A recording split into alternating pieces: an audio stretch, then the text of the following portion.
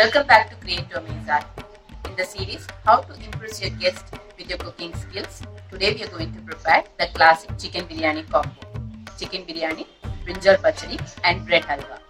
Chicken biryani in cooker is the most easiest method but process intense. So watch till the end, know all the tips, tricks, how to prepare the perfectly cooked chicken biryani every single time. I usually marinate the chicken for 2-3 hours. Here I have taken 1 kg chicken, 10 pods of garlic, 2-inch ginger more than the garlic, 1.5 teaspoon of turmeric, 1.5 tablespoon chilli powder, 1.5 tablespoon salt.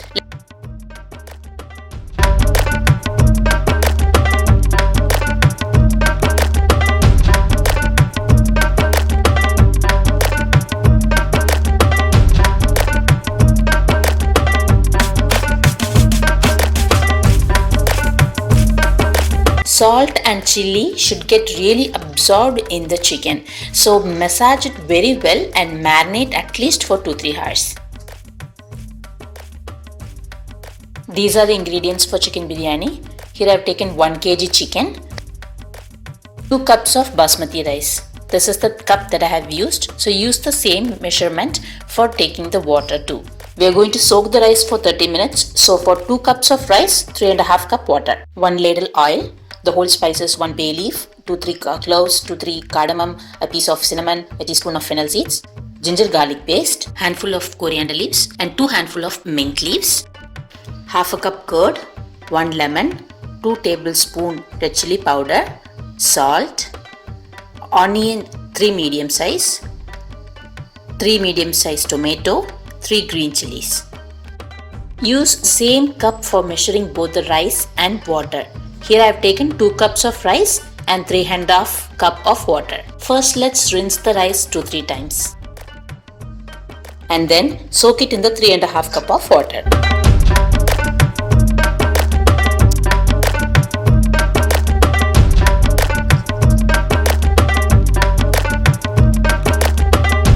For biryani in cooker method, let's heat the cooker, pour the oil. Fry the onions till it becomes golden crispy brown.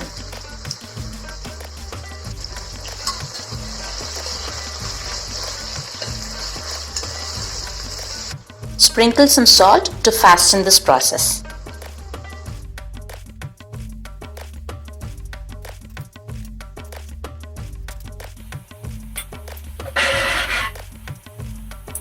Like this. Now reduce the flame completely or else it will get burnt.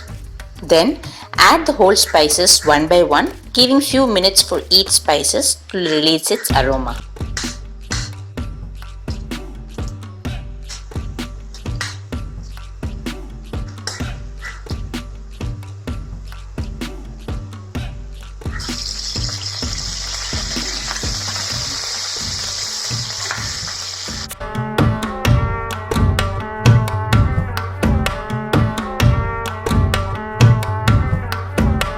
Add a handful of mint leaves.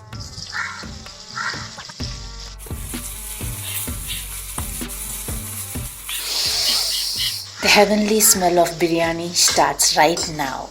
Add 1 tablespoon of ginger garlic paste, as we have already added some while marinating the chicken. Always roast the chilli powder in oil. This gives the biryani its beautiful color.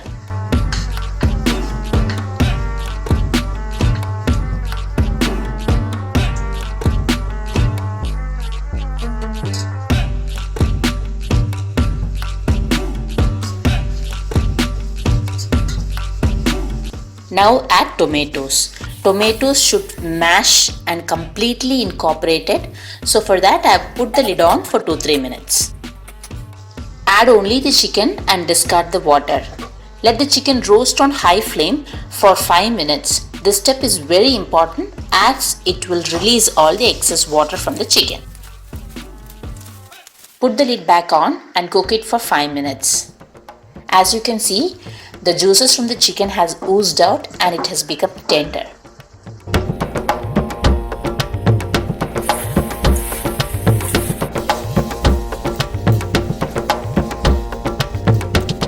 Put the lid back on and cook the chicken for 5 minutes in low flame. This enables the chicken and the masala to incorporate well. The curry-like consistency shows that the juices from the chicken and the masala have incorporated very well.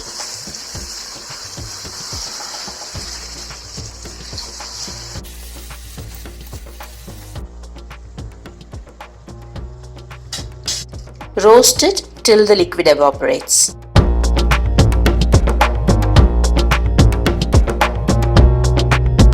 Drain the water from the soaked rice and pour into the chicken.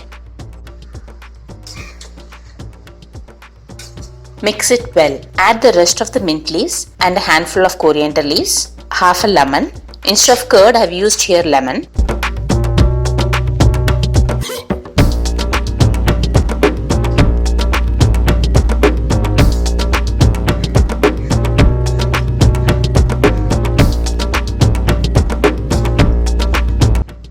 Adjust the seasoning. If you think you need more sourness, add more lemon.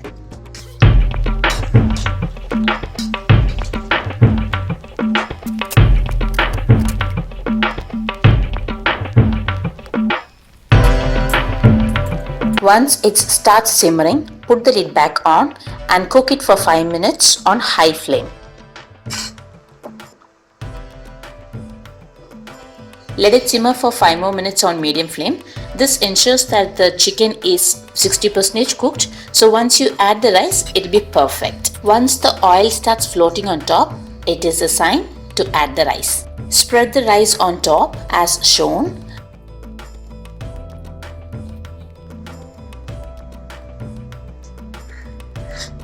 And gently scrape the bottom. Do not mix it.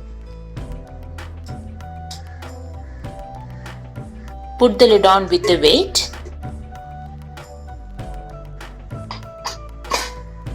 After a whistle, promptly switch it off.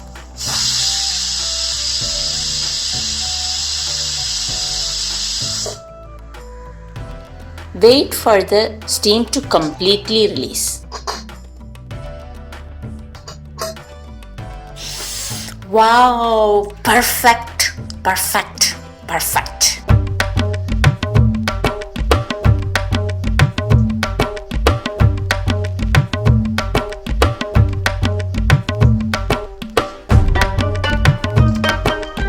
Scrape the bottom like shown here and let the steam release. Do not mix it. It takes 2-3 trials to get it perfect. If you find water underneath, don't panic. Just keep it on high for 5 minutes, then you'll be fine.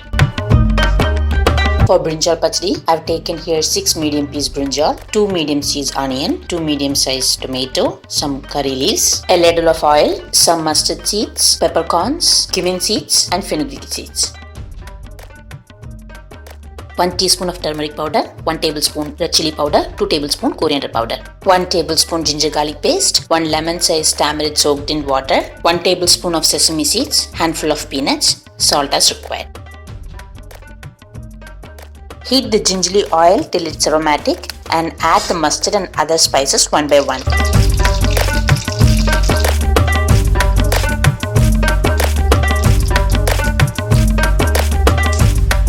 Add brinjal, sprinkle some salt and let it fry.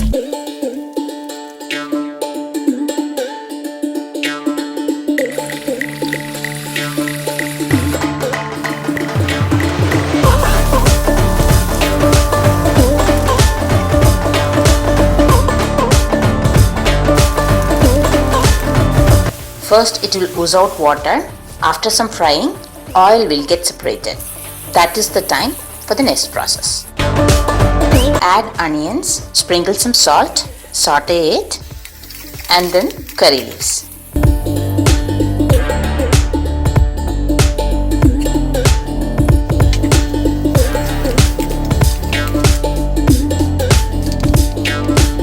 Add ginger garlic paste and saute it well.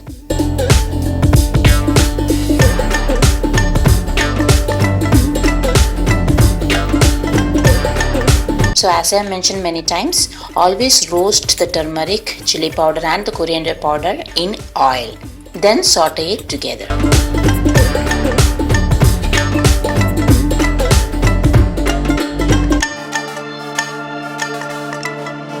Add tomatoes, put the lid on and cook it for 5 minutes.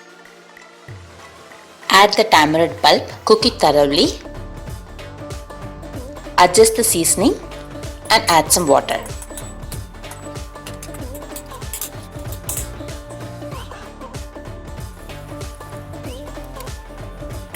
Add the fried brinjal, cook it thoroughly.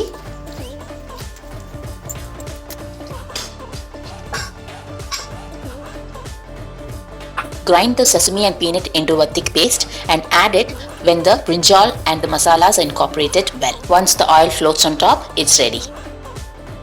For making bread halwa, I've taken 10 pieces of bread, half a liter of milk, 1 cup sugar, half cup homemade Milkmaid. Milkmaid or mawa will definitely enhance the flavor, so if you have, you can use it. Oil for frying and ghee for frying the cashew nuts and raisins and some cardamom. In a pan, fry the bread to a golden brown color and set aside.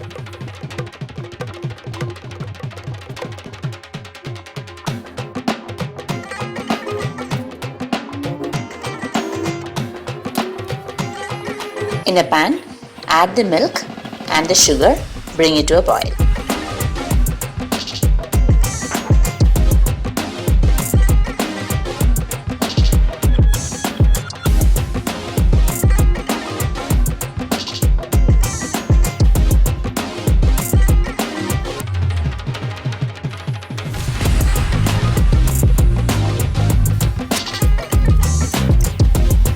I'm adding a pinch of yellow food color.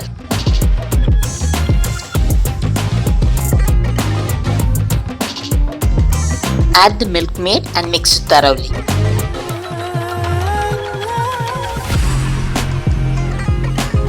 Add the fried bread. Let it soak up the milk completely. Mix it thoroughly.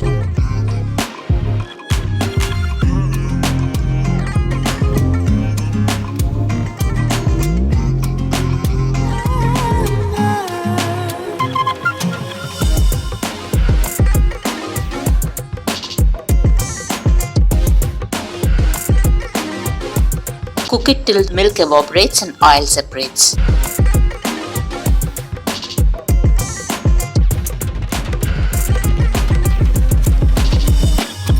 Add cardamom.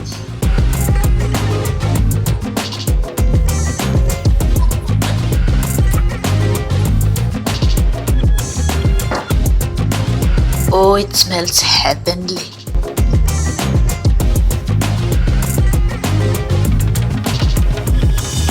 Garnish it with fried cashews and raisins.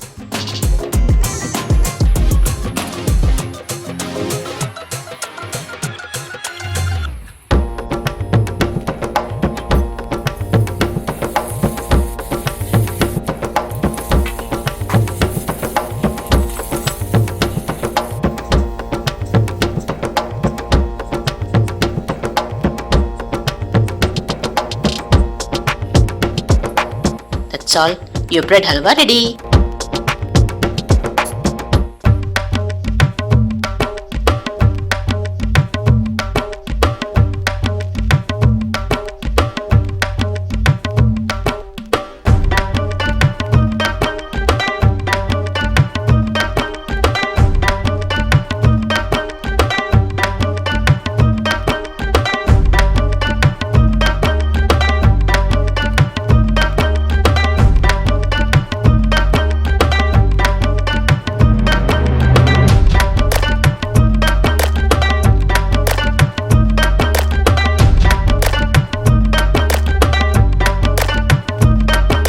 If you like this video, like, share and subscribe.